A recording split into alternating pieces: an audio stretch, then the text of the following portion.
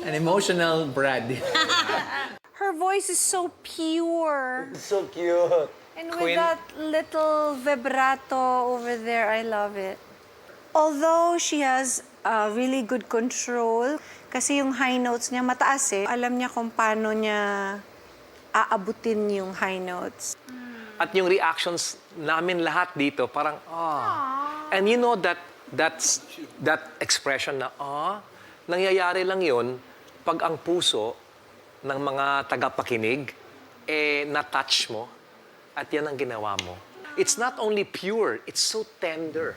Thank you po. Queen, alam mo ako, kinikilig ako habang kumakanta ka. Yung expression, nandoon yung feelings nung song, tamang-tama dun sa nakita namin. Talagang the whole time na nakikinig ako, talagang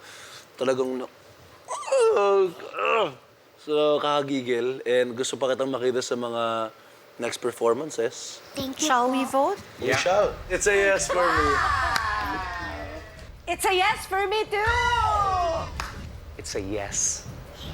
Aww, yay! Ano yung vote mo? Parang di naman ako kailangan. Ikaw na magbigay. Yes, yes, yes! Yay!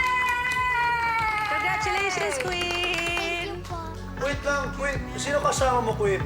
Si daddy ko po. Pwede bang papasukin si Daddy?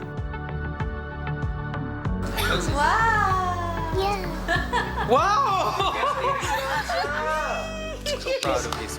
Baka naman pwede mag-request ng duet from the both of you kung okay lang. She got 4 yeses, by the way. Yeah. Ikaw yung kumpas pag naliligaw. Ikaw yung kulay sa langit na bughaw. At kahit hindi ko alam, ilang beses mo akong niligtas. Ikaw ang hantungan at aking wakas.